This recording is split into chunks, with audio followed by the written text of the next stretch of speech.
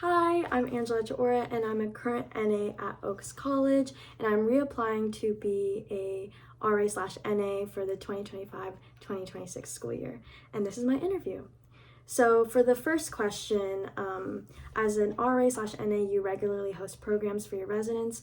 In this scenario, you are working with two fellow RAs. The deadline is approaching, and your peers have not yet completed their tasks. How would you proceed and ensure that everyone is being held accountable for completing their tasks?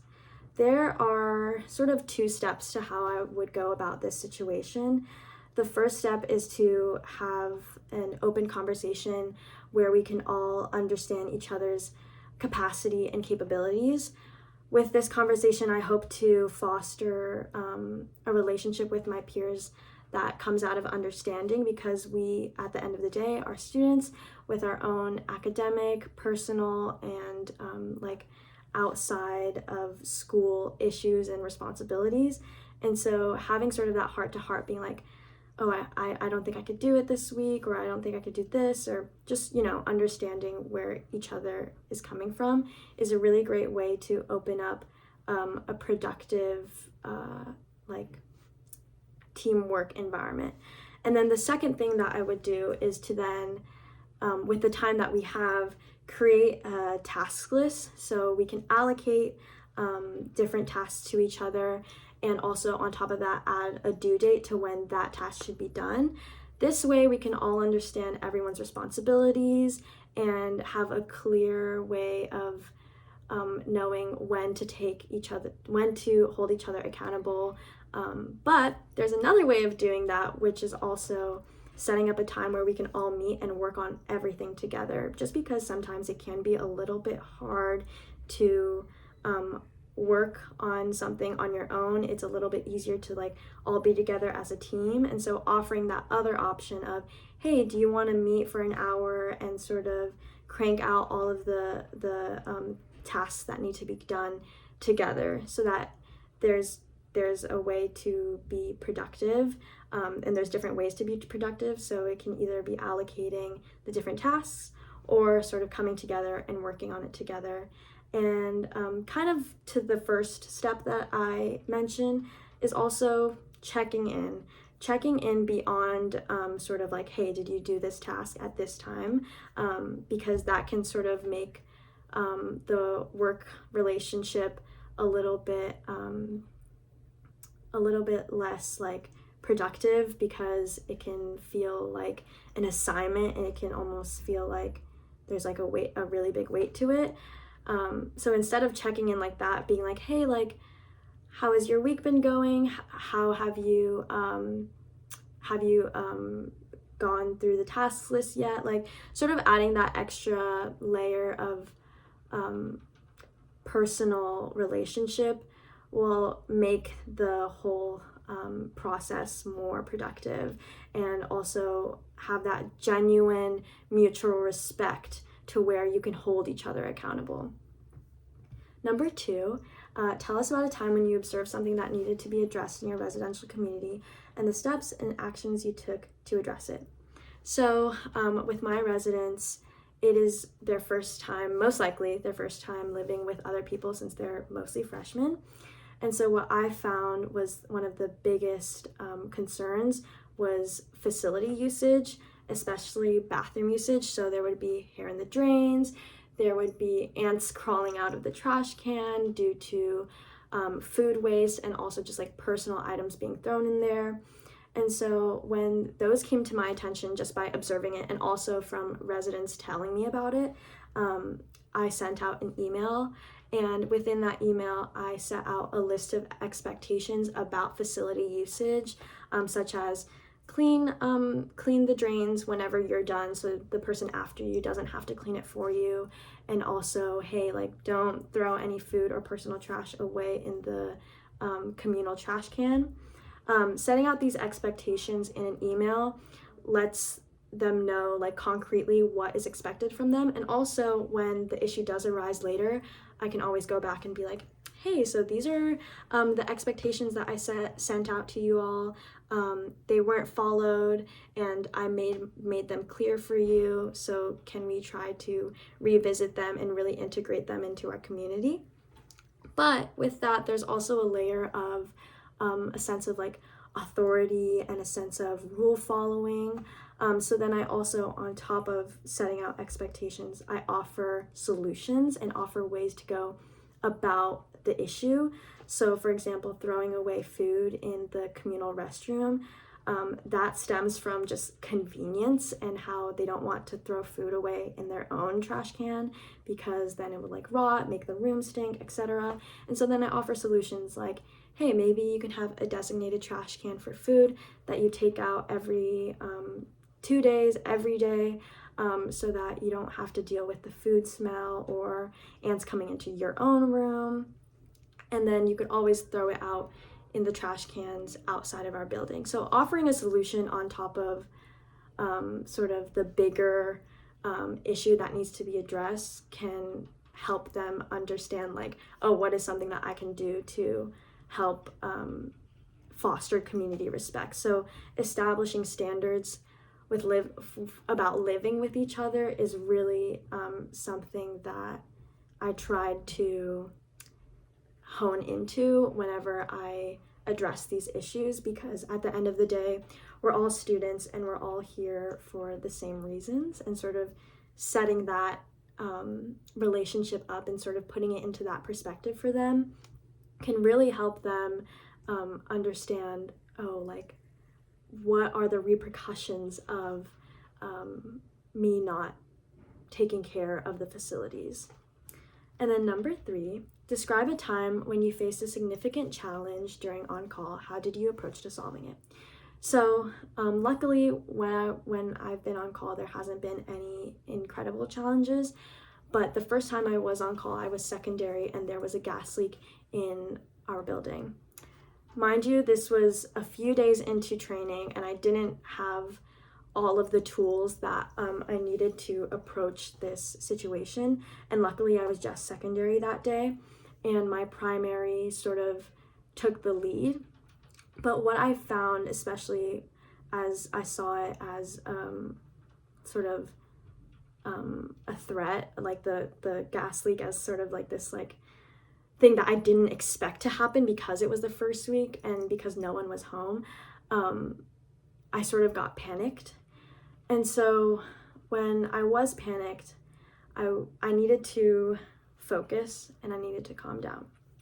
And so I calmed down, I followed my primary's lead, and then I was like, oh, wait, we need to evacuate everyone. Even before we like call anyone, we know, we smell it. Let's just try to get everyone out, even if like I don't know my residents yet. And so I knock on all the doors, tell them to evacuate, and tell them what's going on. But within that, I also try to stay calm, because what I found is that since I am the RA, that my residents will follow my lead. And if I approach a challenge, especially when I'm on call, with a sort of sense of calm and sort of a sense of order, then my residents or people who are affected by this challenge will follow my lead. And so that's sort of how I went about solving it in my own way, where it's like, okay, let's think about what this means for the community. And so after everyone evacuated, the fire department came and they identified that it was the dryer downstairs. And so they disconnected it for us, and then we talked to housing about getting it fixed. And yeah, so from there, I think what I learned about approaching a challenge during on-call is to sort of keep my calm and also remember what I know, and not thinking about anything else other than, okay, what is the next step? And how am I being perceived by the people around me, because they will eventually follow my lead. Number 4, throughout the year you have done intentional interactions. How have you formed relationships and with residents this year through these intentional interactions?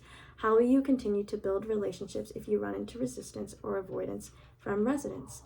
So intentional interactions are my favorite part of the job, and the ways in which I build relationships with my residents is I always ask them how they are as a student, resident, and a person, so that there's this sort of objective to our conversation. And I always keep notes so that the next time I meet with them, the next time I bump into them, I can ask them about what they spoke about, and catch up again. And then I also, one thing that I really liked doing was giving them the autonomy about where to meet. So I gave them the option to meet in my room, to meet in their room, or to meet outside. And whenever they did meet in my room, I felt like it sort of established me as a resident as well, because a lot of the times there is this sort of stereotype that an RA slash NA is an authoritative figure and not your friend, and you can't have a relationship with them.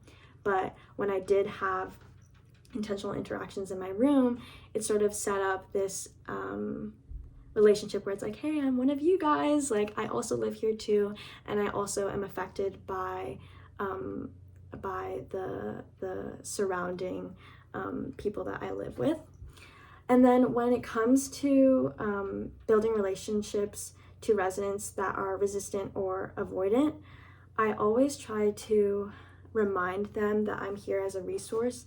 So on my whiteboard, I always put like my email, I always put if I'm available, just to sort of set up my presence in the building. And I guess this also adds on to the whole stereotype of an RA is not your friend. And I want to sort of take down that stereotype, and I always reach out to them, especially if they don't answer my email. Sometimes I'll send a follow-up email, and I always send follow-up emails through my intentional interactions, but also to the residents that I have not yet met with. And so I make it clear to them that I am a resource and that I have connections to resources that they can definitely tap into. And also there was one resident that had an issue, but I heard about the issue through another resident. And so with that sort of like issue that was presented to me, I directly contacted that one resident so that they know that I can take the initiative, and so that they know that my presence and my awareness of that issue, because sometimes it is really hard for someone to take the first step. And so when connecting with them, when I'm the first one connecting with them, they can see that there is actual care and mutual aid within our relationship. And so I feel like that is the best way that I've gone about approaching residents who are a little bit avoidant.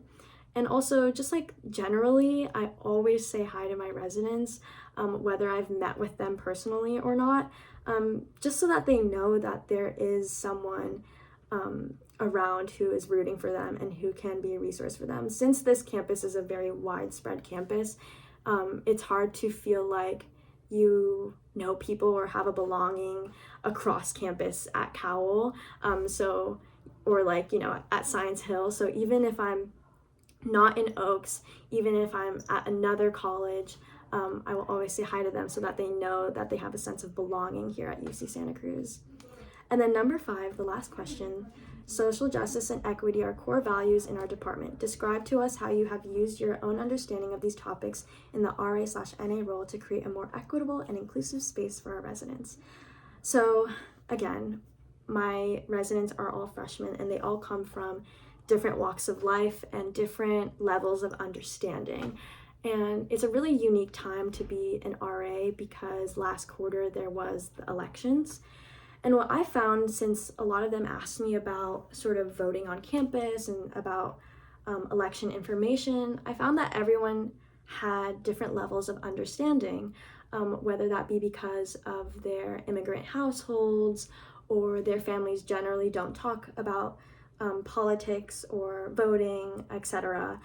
They all come with different levels of understanding, and that is inequitable. And so what I did to sort of take initiative and to create a baseline understanding for all of my residents was I emailed them about sort of what the election entails. Not about politics, not about parties, not about candidates, but about what their vote means to the whole election, because of course the Electoral College is very convoluted and hard to understand, and as a person who's voting, it's hard to understand your role in choosing not just the president but also the propositions.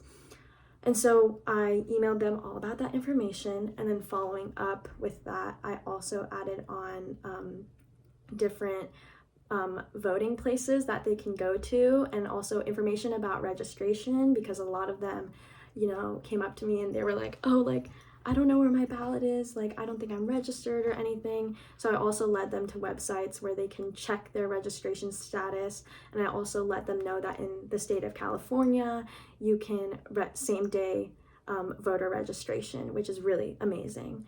And after sort of sending that email out, I also followed up with another email. Since I work at the Women's Center here on campus, we collaborated with the other resource centers to create a sort of de-stressing space for post-elections.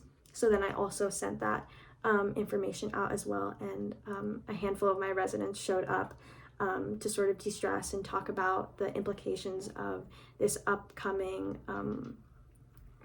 presidency and upcoming era of politics means.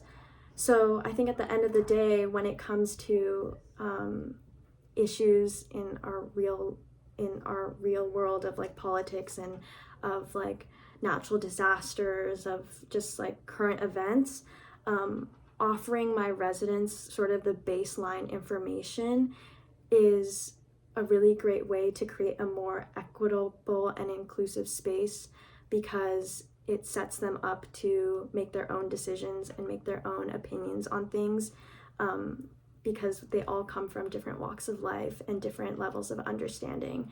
And so offering that information gives them all the sort of same baseline understanding of everything, considering their backgrounds and considering where they came from. So yeah, thank you so much for watching my interview, and I hope you have a great day. Thank you. Bye.